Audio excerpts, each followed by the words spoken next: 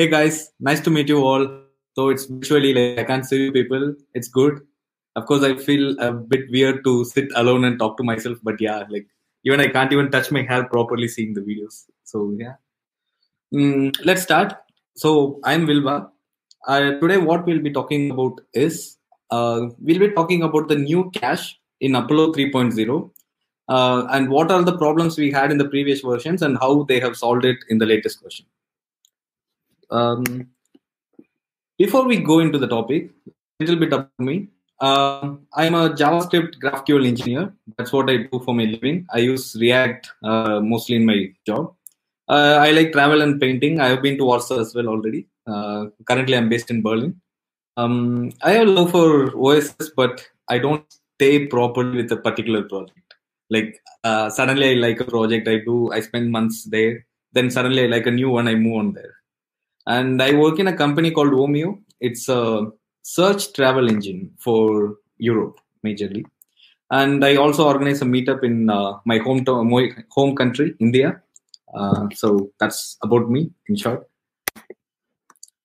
Let's begin. What is Apollo Cache, first of all? So for those who doesn't know, Apollo is a framework, or like Apollo is an implementation of GraphQL spec. In GraphQL, though many people don't use it for the server, or like don't use Apollo for the server, people still prefer using Apollo for the front end, mostly with React. And one of the main reason for it is Apollo Cache. It has a powerful cache system. And how does it work? Whenever there is a query or a mutation made, the results of it is automatically stored in a cache in a way called cache result tree. So the cache data, which is got back as a response of a query or a mutation, is always being updated. And so, say you have a query to be a data to be displayed, a same piece of data to be displayed in two places. If you update the data in one particular place, it automatically updates in the other place because every query or every mutation updates the cache, and cache is like our store in Redux. And since the store gets updated, it automatically propagates the changes and it updates every single place across the application. This is the main benefit of cache, and it's one of my personal favorite feature in Upload for using it in my day-to-day job. So, like anything else in the world, we should be having problems with Apollo Cache as well, right? So, two major problems I have in using Apollo Cache are in-memory cache and cache invalidation. So, where this particular piece of cache data is stored, like this was a question I had because I checked my local storage, I checked my session storage, I checked my cookies, but nowhere I could find the cache data. Like when a query is made, I definitely know the data is being cached, but where? Sorry. Initially, I was so curious in knowing it, and later found that it's an in-memory cache. It's nothing but a global object. It's stored under window dot underscore underscore Apollo underscore client. So under this object, we have our cache data, the entire cache data stored. Yeah, it looks good, but what's the issue? In a real-time application, the cache data can get bloated so quickly. This is the first problem with in-memory cache. And cache invalidation. Say, if you have to invalidate a piece of data within the cache, say you have 10 users and you don't want only one user data to be present within the cache. What will you do normally? Like if it's Redux stores or if it's our local states, we just remove those. But there is no way in Apollo Cache, the current implementation, to remove it. And what happens is either you end up clearing the entire cache store or you write hacks, dirty hacks to do that as of now. These are the major problems I face in the current implementation of cache.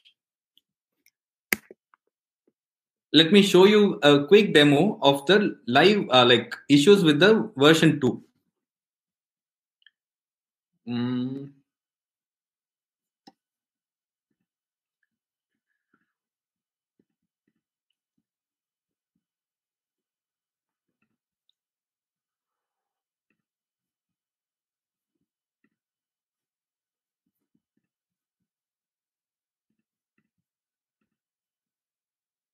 Okay. Can you all see the screen, the new screen?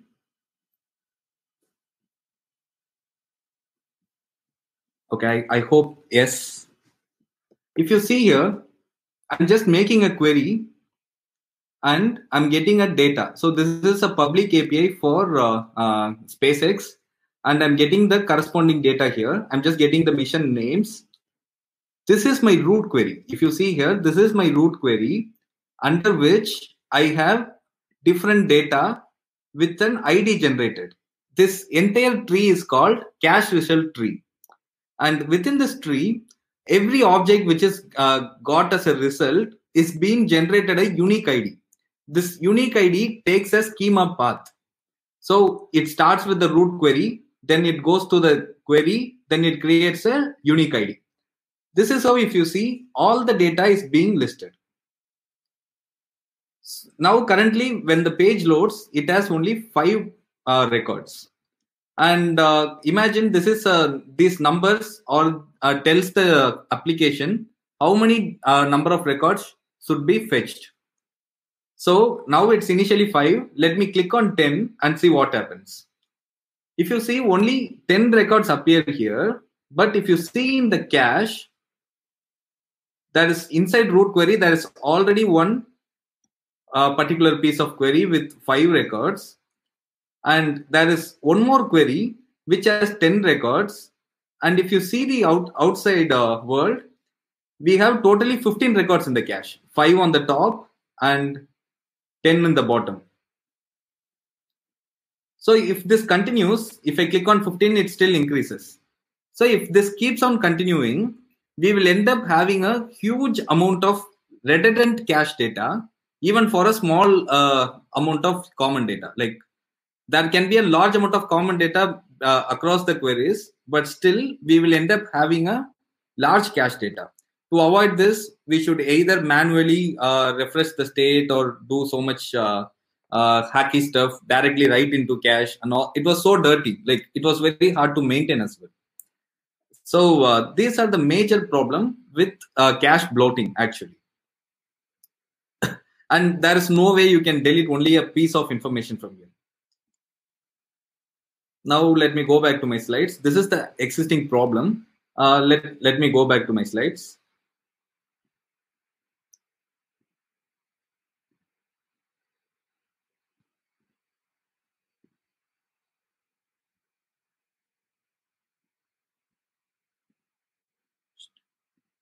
Sorry.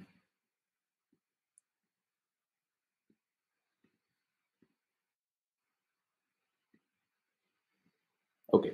Hope you can see my screens again. What is the solution for all these problems? That's Apollo Client 3.0. Apollo has released a latest beta version, which is Apollo Client 3.0, and it is going to be stable very soon. Like you can expect it anytime in near future for it to be a stable version. And this has solved most of the problems we are facing with cache currently. It has a new in-memory cache. Normally, if you see in the old cache, data is by default created a unique ID with root query, then the query name, then a unique number. And that particular piece is called normalized data. Like the entire data is called normalized data. But in the new in-memory cache, there is no default normalization. Entirely, the entire data is stored as a single object. But how do we make it normalized data? They still give us an option. Instead of having unique IDs generated and having redundant data, we can inform GraphQL or we can inform Apollo to use a particular field from our query result as our ID. So that will make sure there is no issues in having multiple redundant data. And this particular piece is called type policies, or like we also have field policies. So for a particular type, you can say for this type, for X type, use Y as my ID. And that Y is nothing but part of your GraphQL query. I'll be showing all those when I'm showing the demo. Next, cache eviction. Like how do we invalidate cache in the new Apollo? There are 3 major methods you should be knowing. Cache evict, like I said, you can create IDs based on a field within your query. Once you create your IDs, using the IDs, you can particularly eliminate a single item from your cache using the method cache.evict. And what does cache.modify do?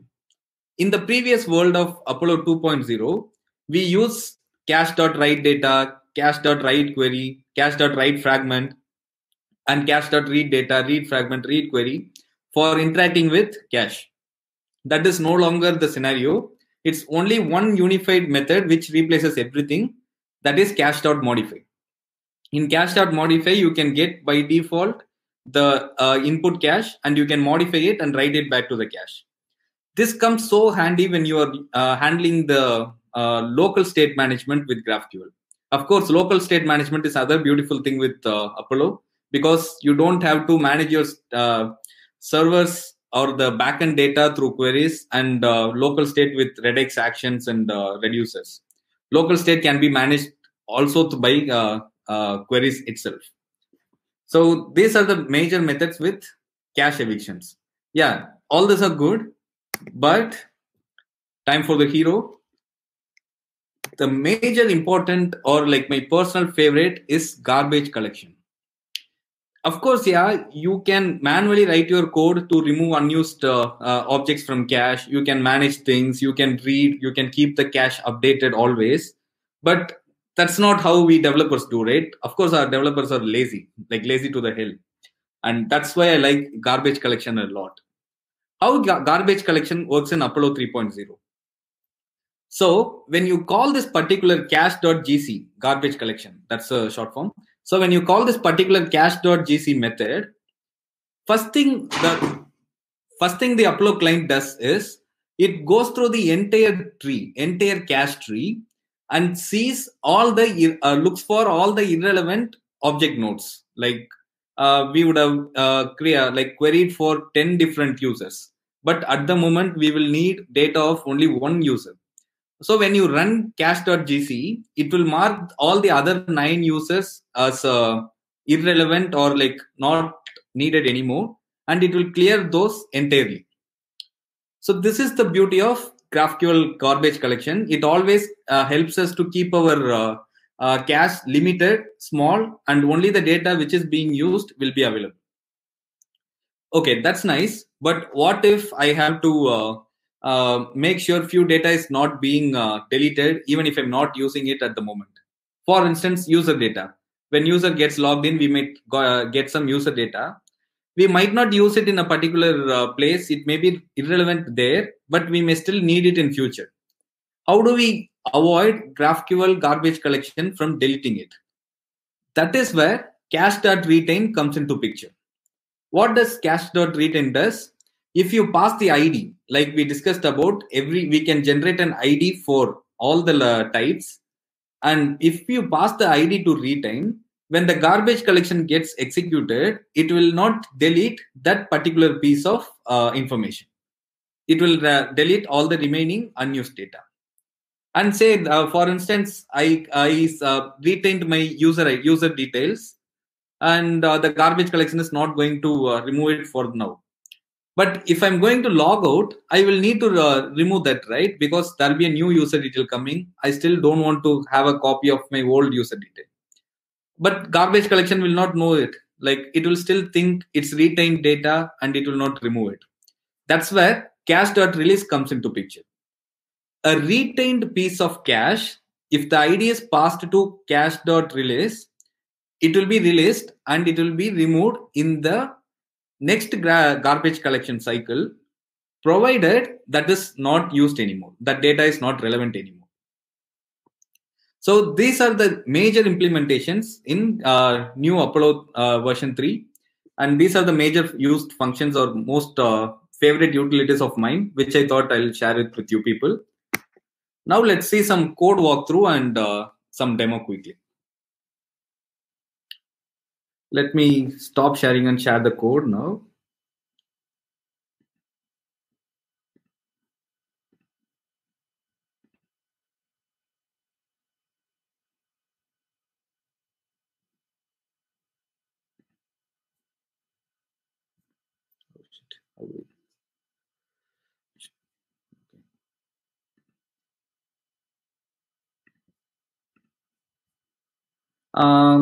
Can you all see my code? I guess you people can. This application is a simple demo application where I have my, okay, let me first upgrade it to the latest version. It points to the old one, like Apollo 2.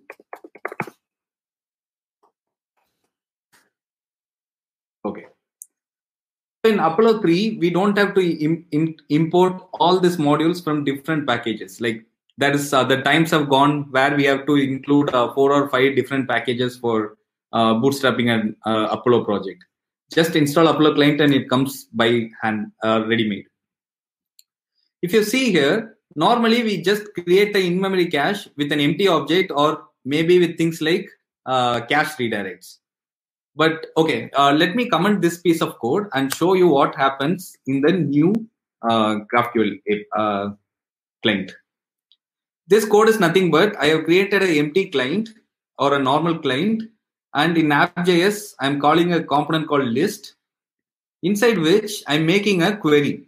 I'm making a query of query for data, and with the data, I'm just listing out the entire query components.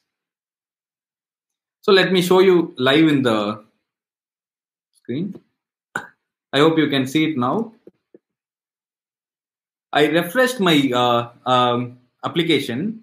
If you see here, there is no more the root IDs being generated. If you see earlier, there used to be in the old version a root ID which has names like root query dot the query launches past dot 1.2 unique IDs have been generated. But now, as I said, by default, the data is not being normalized. By default, the data becomes a child of the root query unless you go and normalize it in your terms. So now let me do that normalization. Let me go to the client and quickly uncomment it. What I'm doing here, within the cache, I'm telling to create a type policy. And in the type policy, I'm saying if the type is launch, make the key field as mission name. If you see here right now, within root query, I don't have the data, but I have my reference to the data, which is nothing but my type name, then my field name, which I mentioned there as key field, then my value. So now I have five different data and referenced within root query. Now let me show you the magic. Once I click on 10, if you see here, I have 5 data on the top. Of course, the root query will differ and it will point to different 10 data. But if you see at the bottom, only 5 more data is being added.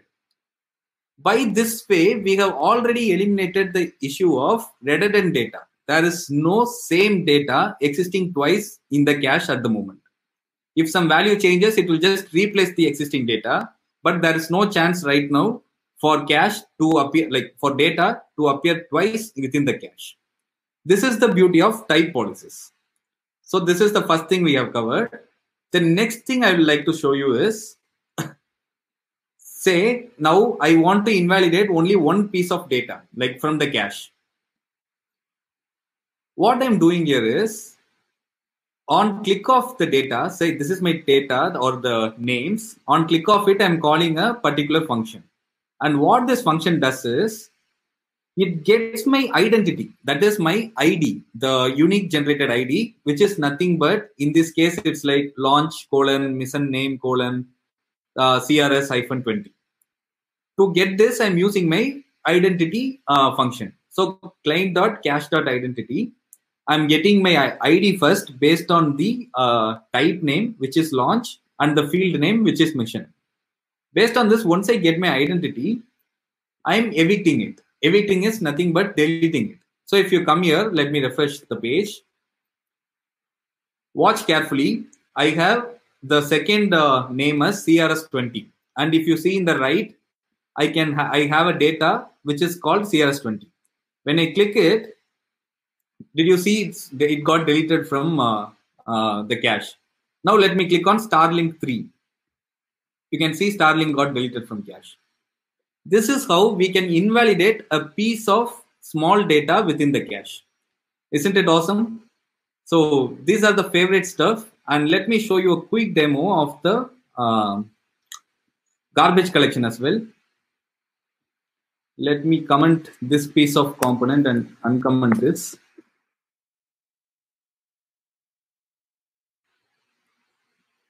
So what I'm trying to do here is, earlier I was incrementing the number of records. Like it was 5 initially, then I made 10, then I made 15. But here it will be like pagination. When I click next, it is displaying the first 5 records currently. When I click next, it will display the next 5 records. Ideally, in a general scenario, without garbage collection, our cache should have all the 10 records always. If I click next 3 times, it should have 15 records in the cache. But you see what happens now. You see here, there's a root query. There is 5 data. I click on next. There is root query. There is only 5 data even now. How does this happen? If you check out my code, I use a useEffect function. And whenever there's a change in my data, I'm calling claim.cache.gc. That is my garbage collection function. And this function goes and sees what are the relevant nodes. And the current relevant nodes are only these 5. So it removes the remaining 5. This is the beauty of Apollo garbage collection. Let me go back to my slides.